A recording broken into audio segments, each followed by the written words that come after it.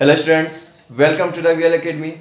Today we are going to talk about a very important part of class 9th, 10th, 11th and 12th. हम आज बात करेंगे बहुत ज़्यादा इंपॉर्टेंट पार्ट की 9th to 12th की। किस तरीके से वर्क करता है, इसको किस तरीके से सॉल्व किया जाता है, इसके बारे में बात करेंगे। So let's begin guys. आज हम बात करने जा रहे हैं कॉम्प्रिहेंशन की। राइटिंग स्किल का सबसे important part comprehension. Class 11th and class 12th में कॉम्प्रिहेंशन के साथ एक और पार्ट आता है इसका, जिसको हम बोलते हैं note making. Comprehension means reading skills में कॉम्प्रिहेंशन एंड नोट मेकिंग बहुत ज़्यादा इंपॉर्टेंट होता है। तो सबसे पहले हम बात कर लेंगे कॉम्प्रिहेंशन की, किस तरीके से हमको कॉम्प्रिहेंशन करना चाहिए, किस तरीके से हम कॉम्प्रिहेंशन को यूज कर सकते हैं, किस तरीके से हम इसको कर सकते हैं। तो सबसे पहले हमें कॉम्प्रिहेंशन का मतलब समझना, what is the meaning of comprehension. Comprehension कहते हैं किसको? कॉम्प्रिहेंशन का मीन्स होता है अंडरस्टैंडिंग। Get it? अंडरस्टैंडिंग, समझ। If any person is telling you a story, if any person narrating you a story, तो क्या होता है? वो कॉम्प्रिहेंशन होता है। आपकी समझ कितनी अच्छी है, आप उस स्टोरी को कितने अच्छे तरीके से समझ सकते हो, इस चीज के बारे में डिस्कस होता है।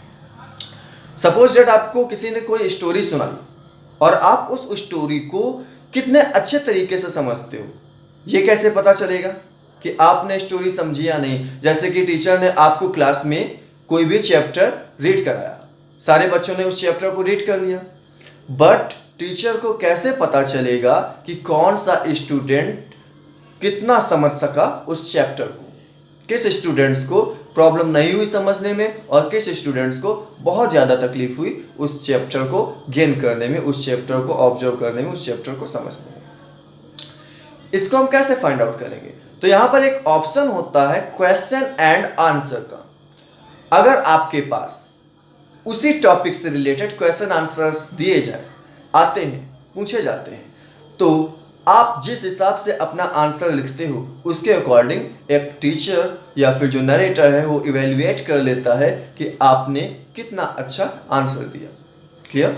यही तो रीडिंग स्किल में भी होता है, कॉम्प्रिहेंशन में भी होता है। आपके पास एक स्टोरी राइटिंग फॉर्मेट पे होती है, उस फॉर्मेट से रिलेटेड आपके कुछ 8 या 10 क्वेश्चंस होते हैं, उन क्वेश्चंस को आपको करना होता है and you will be able to complete your comprehension.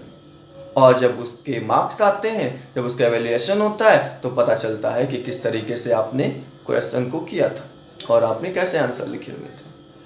तो अब यहाँ पर एक बहुत बड़ी प्रॉब्लम आती है कि कॉम्प्रिहेंशन इतना बड़ा पैराग्राफ होता है, एक पैसेज में बहुत सारे पैराग्राफ होते हैं, हम किस तरीके से उसको सॉर्ट आउट करें? इसमें 1-1 घंटा लग जाता है लोगों को सॉर्ट आउट करने में, नहीं कर पाते।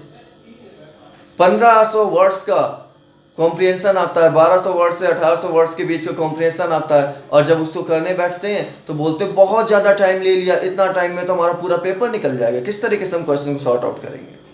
तो घबराने की जरूरत नहीं है, बहुत ही इजी टॉपिक होता है। चलिए एक प्रोसेस पे बात कर लेते हैं। पहले किसी ने आपको स्टोरी सुनाई, क्लियर?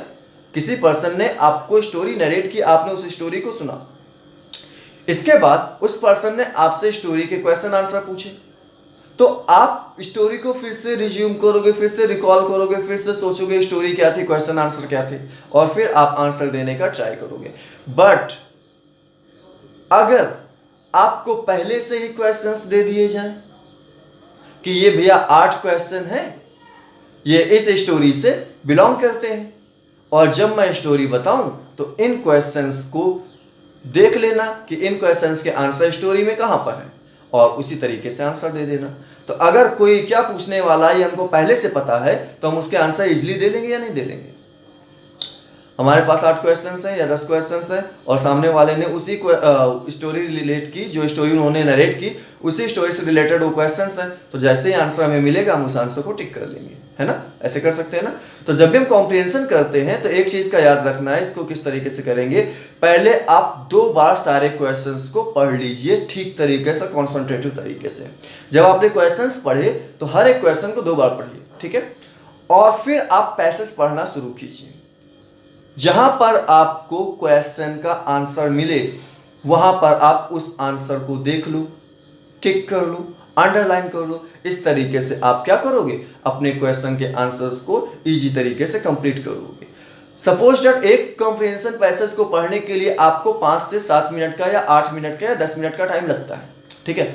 आपने पहले एक क्वेश्चन पढ़ा, इसके बाद फिर पैसेज पढ़ा, फिर अगला क्वेश्चन पढ़ा, फिर पैसेज पढ़ा, फिर अगला क्वेश्चन पढ़ा, फिर पैसेज पढ़ा, तो हर क्वेश्चन के लिए आप 10 मिनट दे रहे हो भैया।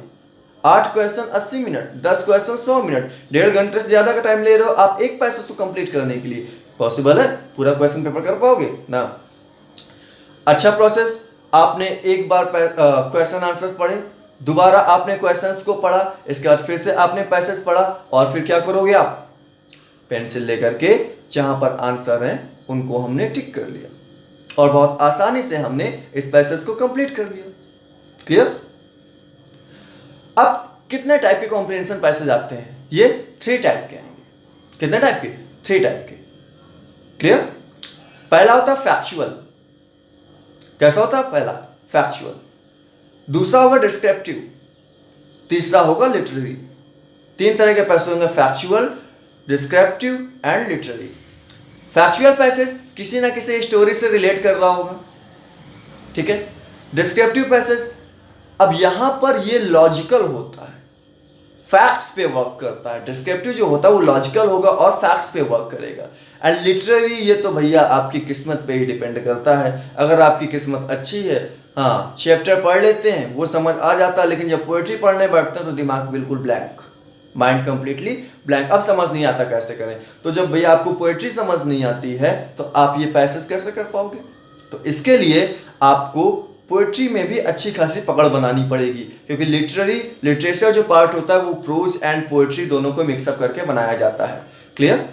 तो लिटरेचर में, लिटरेरी पैसेज में आपको सबसे पहले देखना है, अगर किस्मत अच्छी हुई तो आपका प्रोज वाला पोर्शन आ जाएगा, ठीक है। और आप अगर स्ट्रांग है पोएट्री में तो पोएट्री आ गई तो बहुत अच्छी बात है, अच्छे तरीके से कर सकते हैं, ठीक। तो इस तरीके से हम अपने कॉम्प्रिहेंशन को कंप्लीट कर लेंगे, अच्छे तरीके से कंप्लीट कर लेंगे। अब इसमें जो आता है मेन जो प्रॉब्लम क्रिएट करता है, अच्छा क्वेश्चन आंसर तो आप ढूंढ लेते हो, लेकिन मेन प्रॉब्लम क्रिएट होगी आपका किस तरीके से हम सेम वर्ड्स फाइंड आउट करें, अपोजिट वर्ड्स फाइंड आउट करें, ठीक है।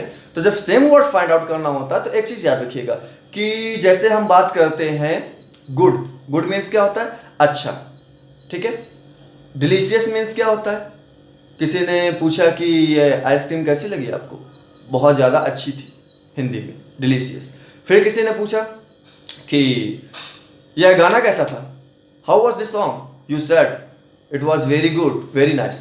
तो आपके पास एक ऑप्शन है, क्वेश्चन है, what is the same meaning of well? Well का सेम मीनिंग क्या है, ठीक है। तो अच्छा, वेल मीन्स क्या होता है? अच्छा। तो आपके पास ऑप्शन में गुड, बेटर, मिलेडियस, डिलीशियस से आ रहे हैं, तो इन सब का मतलब भी क्या होता है? अच्छा होता है। अब आप वहां पर क्या लिखोगे? वेल को आप सेम मीनिंग में फाइंड आउट करोगे, जो मैच होगा वेल का वो होगा आपका वेल से गुड का। You have done, well done, you have done good work. Clear? तो इस तरीके से हम इसको कंप्लीट कर सकते हैं।